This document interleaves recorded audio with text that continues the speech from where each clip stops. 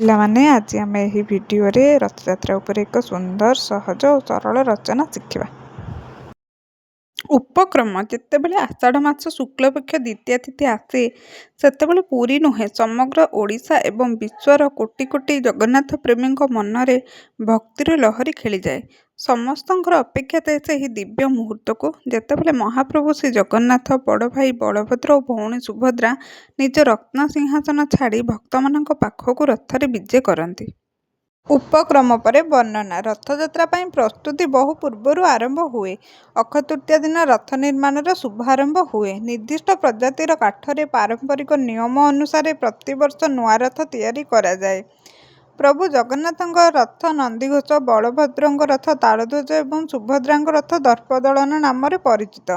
ରଥଯାତ୍ରା ଦିନ ସକାଳୁ ଲକ୍ଷ ଲକ୍ଷ ଭକ୍ତ ପୁରୀ ବଡ଼ଦାଣ୍ଡରେ ଏକତ୍ରିତ ହୁଅନ୍ତି। ପ୍ରଥମେ ପହଣ୍ଡି ବିଜେ ନୀତିରେ ମହାପ୍ରଭୁଙ୍କୁ ରଥ ଉପରେ ବିରାଜମାନ କରାଯାଏ।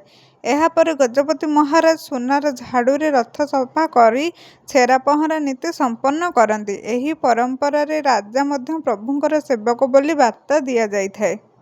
ଗୁଣ୍ଡିଚା ମନ୍ଦିରରେ 7 ଦିନ ବିରାଜମାନ କରିବା ପରେ ପ୍ରଭୁମାନେ ବାହୁଡ଼ା ଯାତ୍ରାରେ ପୁନର୍ବାର ଶ୍ରୀମନ୍ଦିରକୁ ଫେରି ଆସିଥାନ୍ତି। ବାହୁଡ଼ା ସମୟରେ ମାଉସୀ ମା ମନ୍ଦିରରେ ପୋଡ଼ପିଠା ଭୋଗ ଲାଗି ହୁଏ।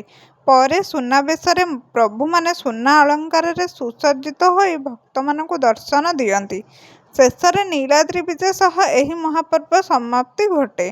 ଶେଷରେ ଉପସଂହାର। ରଥଯାତ୍ରା ଆମ ସଂସ୍କୃତି, ପରମ୍ପରା, ଭକ୍ତି ଓ ମାନବିକତାର ଜୀବନ୍ତ ପ୍ରତୀକ।